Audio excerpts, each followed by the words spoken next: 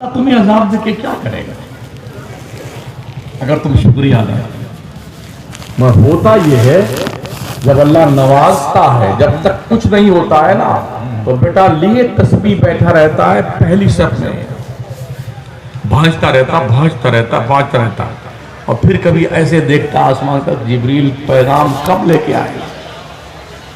जनाब आपकी तस्बीहात को अल्लाह ने कबूल फरमा लिया, मैं जिब्रील सिदरा से चल के जन्नत की तमाम तर बहारें लेके आपकी खिदमत बाबरकात में हाजिर हूं। ऐसे पढ़ेगा फिर देखता है, फिर पढ़ेगा फिर देखता है। 8 दिन के अंदर 50 मरतबा इंतजार करता, शायद जिब्रील जल्दी पैगाम लेके आ जाए,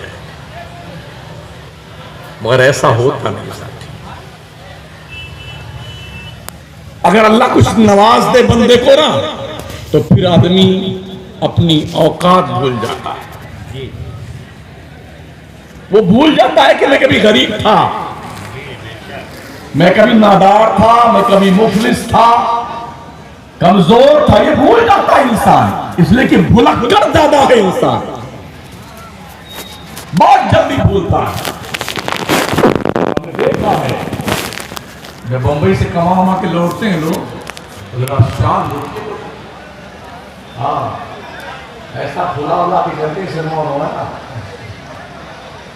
लगे कि अभी जलवा फरमा हुई है।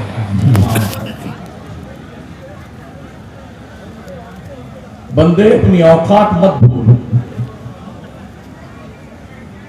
और कम से कम ये तुझे ध्यान रहना चाहिए कि पूरी दुनिया तेरी तबाही की मुंतजिर है।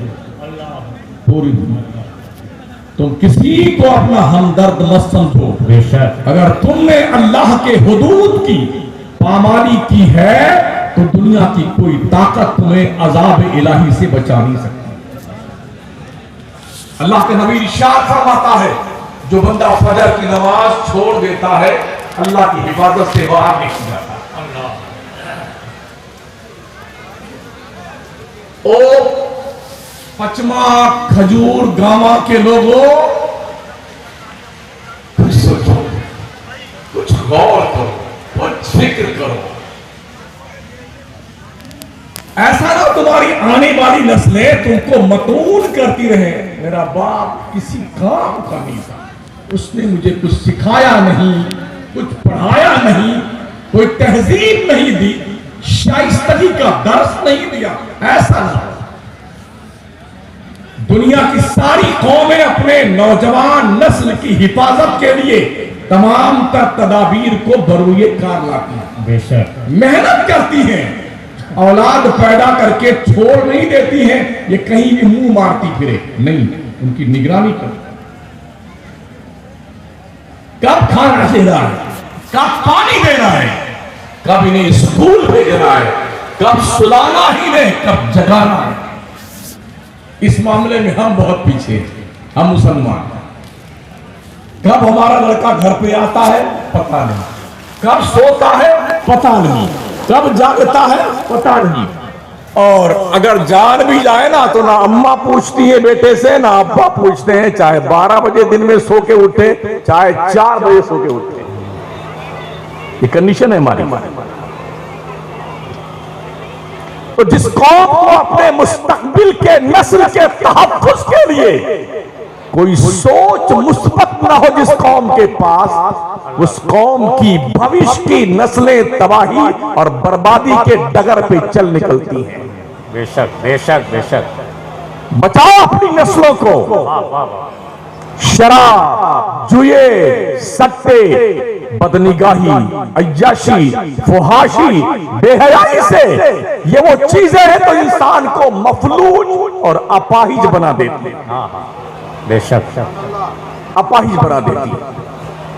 पैगंबर इस्लाम सल्लल्लाहु ताला अलैहि वसल्लम ने जिस माहौल में आंखें खोली थी ना, वो कितना खतरनाक माहौल था। शराब का, जुए का, सट्टे का, बेशर्मी का, बेहयाई का, फुहाशी का, अय्याशी का। मगर 40 साल खामोश नबुव्वत की जिंदगी में किसी माई के लाल के अंदर ये हिम्मत ना हुई तो ये कह सके कि मोहम्मद मुस्तफा के दामने करम को कोई गुनाह की हवा लगी।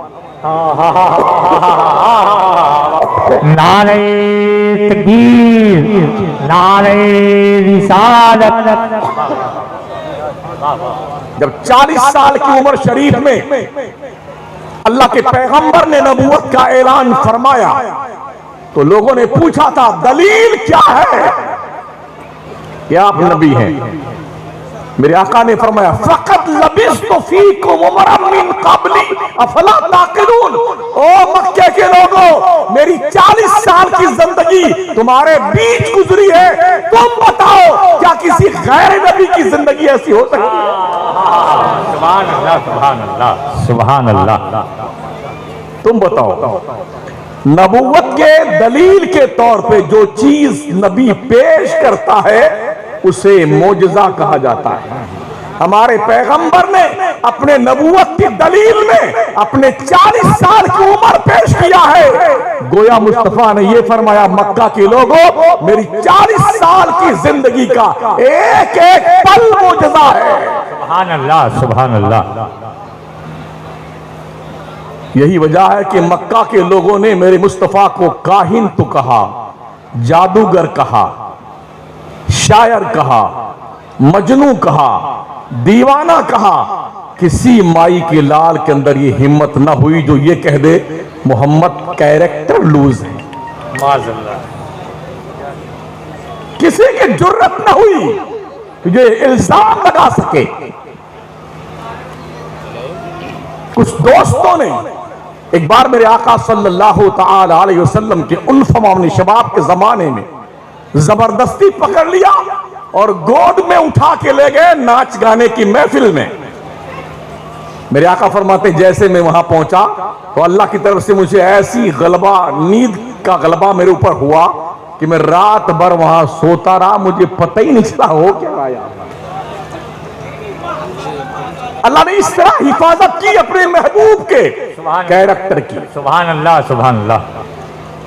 मक्का का माहौल जहां पर लड़कियां बालिग हो जाती थी उनके घरों पे बाज़ाब्ता तौर पर झंडा लगाया जाता था।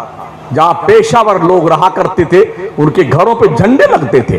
मगर इस बुरे माहौल में जब मुस्तफा करीम ने लोगों की फितरतों को चेंज करना शुरू किया, ज्यादा दिन नहीं गुजरा नबूवत के ऐलान से लेकर के 63 साल जिंदगी को जोड़ लीजिए, सिर्फ 23 साल के अंदर आमिना के लाल ने कमोबेश 1,24,000 इंसानों के दिलों की काया पलट कर रखी।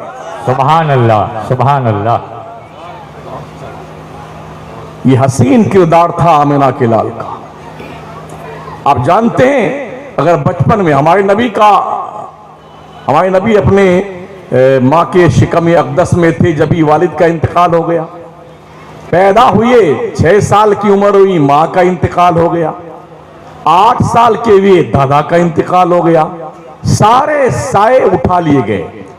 तसव्वुर कीजिए गुनाहों का माहौल, घर घर शराब पी जाती थी, पिलाई जाती थी। बुराइयों का माहौल, जुए और सट्टे का माहौल, अय्याशी और फुहाशी का माहौल। ऐसे माहौल में अगर बाप ना हो रोकने वाला, दादा ना हो रोकने वाला, मां ना हो रोकने वाली अपनी औलाद को, ऐसे बच्चे के बारे में आपका क्या ख्याल है? क्या वो सालेह तबीयत का बच्चा गुनाहों से महफूज रह सकता है? लेकिन आमिना के लाल ने इन सारे अदवार को देखने के बावजूद भी दुनिया के अंदर वो मिसाल पेश की, न ऐसा किरदार माजी में किसी का रहा है और न कयामत तक ऐसा किरदार किसी का हो सकता है। बेशक, बेशक, बेशक। सुभान अल्लाह, सुभान अल्लाह। ये शान मुस्तफा ही है।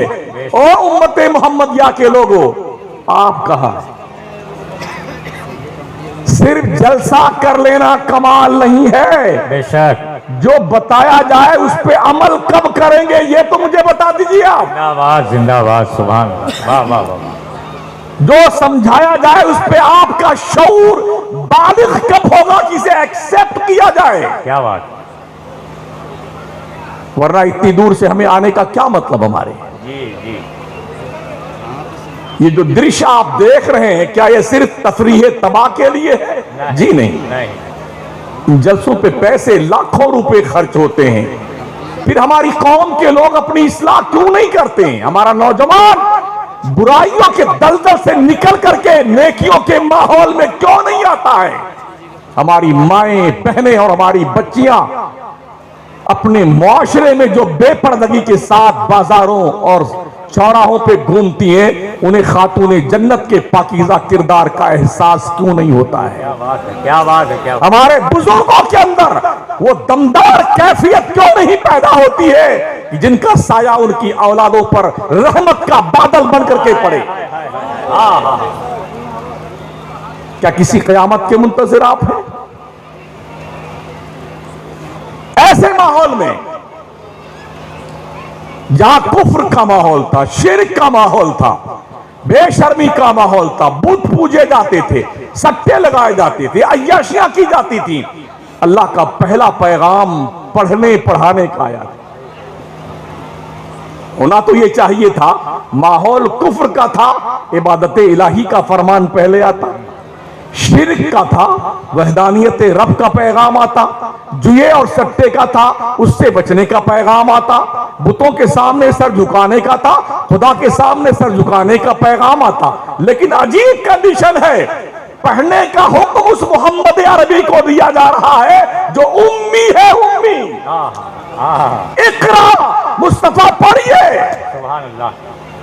जिसने किसी से पढ़ा ही नहीं है, उसे पढ़ने का हुक्म दिया जाना गोया पैगंबर के तवस्सुस से कयामत की सुबह तक इंसानों को यह मैसेज रब ने दिया है, इस्लाम पढ़ने का मजहब है, जिहालत का मजहब नहीं। सुभान अल्लाह, सुभान अल्लाह। इस्लाम साक्षरता का मजहब है, गूंगा बहरा अंधा बनने का नहीं। यह भी आप ध्यान रखें। मेरे प्यारे आका सल्लल्लाहु ताला अलैहि वसल्लम की तशरीफ आवरी से पहले या तो पुरोहित लोगों के पास इल्म होता था, या पादरियों के पास इल्म होता था, या पंडितों के पास इल्म होता था, अदरवाइज किसी और को इल्म हासिल करने की इजाजत नहीं थी। लोग कान में से बोलते थे, ये सिखाया जाता था। इस तरह इल्म सिखाते थे कुछ लोगों को, और उसी अपने इल्म के जोम में जनता का ब्लैकमेल करते थे। हमारे पैगंबर सल्लल्लाहु ताला अलैहि वसल्लम जब तशरीफ लाए ना, तो मेरे रब ने अपने महबूब के कदमों की बरकत से इल्म को इतना आसान कर दिया, जितना आसान और जितना बगैर पैसे के हमें हवा मिलती है ना, हवा और पानी से ज्यादा सस्ता इल्म कर दिया मुस्तफा। हवा और पानी से ज्यादा सस्ता अल्लाह ने इल्म को कर दिया। सुभान अल्लाह। और यह भी नहीं कि ये बड़ा स्कूल है जी, बड़ा हाई फाई और शानदार बिल्डिंग है, तो इसमें मालदार के बच्चे पढ़ेंगे, गरीब के बच्चे तो सरकारी स्कूल में पढ़ेंगे, मदरसे में जाएंगे, जो मालदार है उनके बच्चे कॉलेज में जाएंगे, कॉन्वेंट में जाएंगे। सुनो, मक्के की सरजमीन पर जो मदरसा मोहम्मद मुस्तफा ने कायम किया था, उस मदरसे का नाम मदरसा दार अरकम है। सुभान अल्लाह। और उस मदरसे के पहले मुहतमिम का नाम हजरत अबू बकर सिद्दीक है। सुभान अल्लाह। और पहले मुदर्रिस का नाम मोहम्मदुर रसूलुल्लाह है। सुभान अल्लाह, सुभान अल्लाह। पता है, उस दार अरकम के मदरसे में अगर उमर बिन खत्ताब पढ़ने का हक रखता है, तो हबशा का बिलाल भी उतना ही हक रखता पढ़ने का। अगर उस मदरसे में पढ़ने का हक उस्मान बिन अफ़्फ़ान रखता है मक्के का, तो उस मदरसे में पढ़ने का हक ज़ैद बिन हारिसा भी रखता है। उस मदरसे में पढ़ने का हक जो मक्के के बाद मदीने में कायम हुआ था सुफा के चबूतरे पर, अगर हजरत साद और हजरत उबादा, हजरत अबू ज़र ग़िफ़ारी ये सब पढ़ने का हक रखते थे, तो उसी मदरसे के चटाई पर सलमान फारसी भी पढ़ने का। सुभान अल्लाह, सुभान अल्लाह, सुभान अल्लाह, सुभान अल्लाह, सुभान अल्लाह। ये तालीम को आम करने का जो जज्बा मुस्तफा ने अता फरमाया था, सिर्फ और सिर्फ 50 से 60 साल के अंदर दुनिया के नक्शे पे मुसलमान छा गया था।